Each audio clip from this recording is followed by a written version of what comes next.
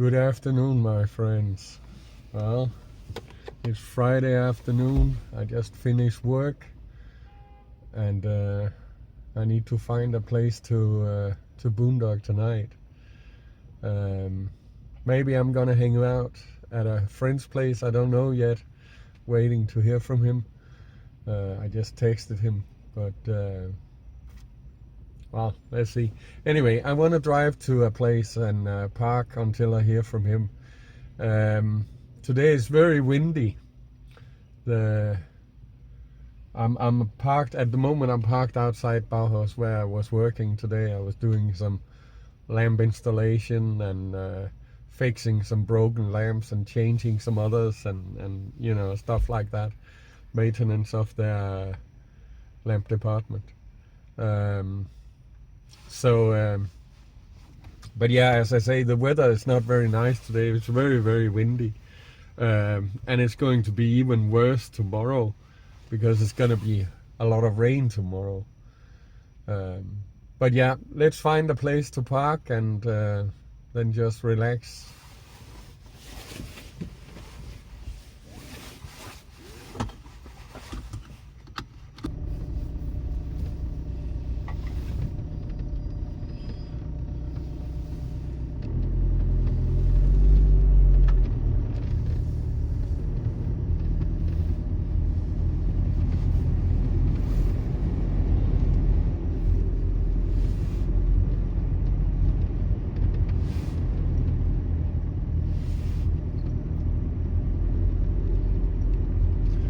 At this time of day, of course, there's a lot of traffic because it's rush hour.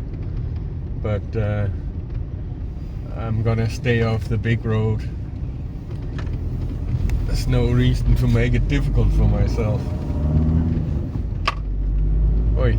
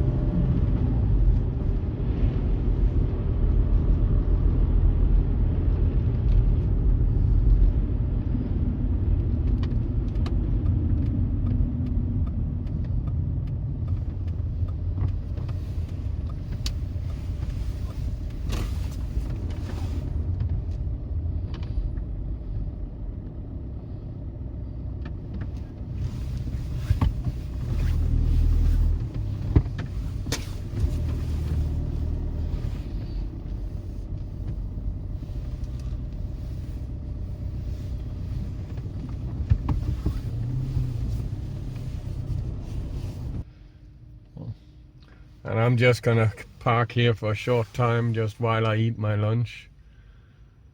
So that'll be alright. I can actually, the signs say I can park here until 5 o'clock. So that's perfect. Morning, my friends. Well, in my last clip I mentioned that I was gonna meet a friend and probably find another boondocking spot than where I was.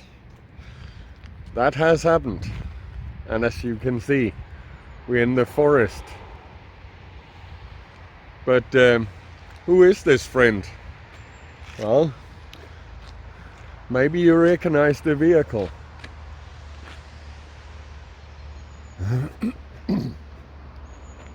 Maybe you recognize this vehicle from the RTM. If you don't recognize the vehicle, well, look at this number plate. You see the letters? GBM. GBM, 3 letters. That is unusual. Well, my friends from the RTM, you recognize it right away. And for everybody else, see if I can have a look, see if he can show you the back of his vehicle. Look at this. Small home, big garden on Facebook. This is Alan. And Alan, he's from Isle of Man. Let's see if he told me to come over and have a cup of tea. So obviously I brought my cup. Let's see if he's ready.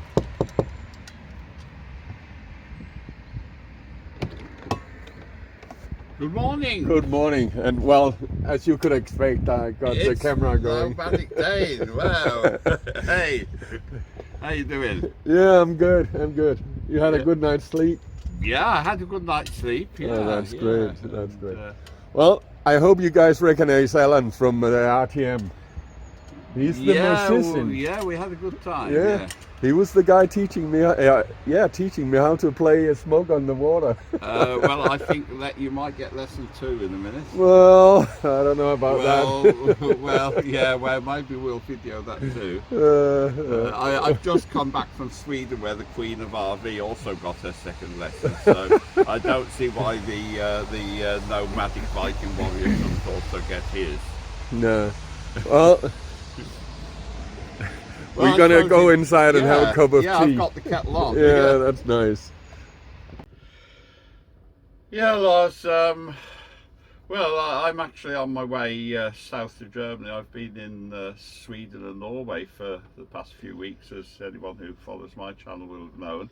Yeah. And by chance, I teamed up with a good friend of ours, Life is Awesome, Helena, who also lives in an RV. And we had a great time, and of course I come from the Isle of Man, which was ruled by you guys 1,000 years ago. Helena is threatening to come and visit and take up her position as queen, so you may have to preempt her and get in there quick. In actual fact, the Danes were the ones who ruled us before the Swedes. The Swedes made trouble for the Poles, but then my father was Polish, so there's some sort of mystical stuff going on here. It's what do you call it, nemesis or something? Yeah, well, what the hell? Anyway, we were just coming over to the subject of Vikings and women, and while I was in Norway, I had the chance to go to a historical reenactment at the Viking Longhouse on the Foten. And apparently the women really had a lot of rights in Viking society. Yeah. And according to the Viking chief in the reenactment, he was actually an academic, I chatted to him later. While he was away, doing the rape and pillage, which they didn't actually do so much of, she had full power. Yeah. And I think, as you mentioned to me the last time we talked about this, if he would die, then she took over. She was exactly. the she who must be obeyed. Yeah. So this is quite amazing. And funnily enough, you have your YouTube channel. I only occasionally put a YouTube film up, but one I did do on the Isle of Man with a good friend of mine. He's the Crocodile Dundee of the Isle of Man, John Dog.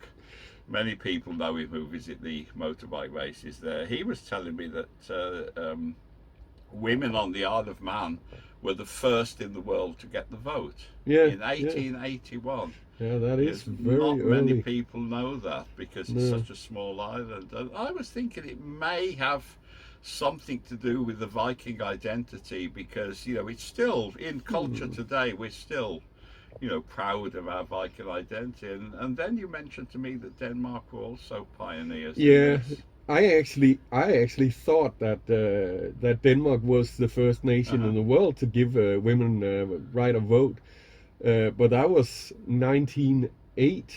Right. And well, you were there, or the Isle of Man was there 30 years almost before that. So that's, or actually more than 30 years, Yeah, so it's pretty amazing. And it is. I mean, it may be possible. I can send you the link to my video where John Dock talks about this on the Isle of Man, so you may be able to link it in. And I'll reciprocally link, of course. Yeah, I could put that in the description under this video, yeah. No, it is, as you say, because Isle of Man, most people think it's just part of England. but it's Oh not. yeah, you're asking for trouble if you start Yeah, I with know, that. Yeah. I know. You mentioned that at the RTM, that Yeah. that it is actually an independent nation. Yeah, well, it's, you know, we can't. We belong to the British Crown. Mm. Um, Well, so do Australia and. yeah, yeah. You're going into dangerous territory there, Lars. I know. Yeah, I hope there are no Aussies around here. They're going to get really mad. Yeah, but it used to be like that. You know, Canada, Australia, exactly, it used to be exactly. like. The best comparison would probably be Gibraltar. Yeah. The Falkland Islands, they have a similar status to us, which means we can't go absolutely nuts. You know, there is some safeguard in the British Constitution of the Crown that, you know, they would stop us if we decided to be really silly. Well, yeah, we decide all our laws, and of course we don't want to get into politics here, but I mean, most people know that there's a big contentious issue about Brexit in Great Britain. No, not Great Britain, the United Kingdom. Great Britain includes the Isle of Man, and we are not allowed to vote in that stuff. No. Yeah, so you know, we're not going to upset anyone here, folks. Because, you know, hey, I can't express an opinion on it. You know, so there you go. Yeah, I'm just hoping they let me back onto the British mainland when I get the ferry back later on in December. Yeah. Yeah. Well, I think they postponed it to next year, so Yeah.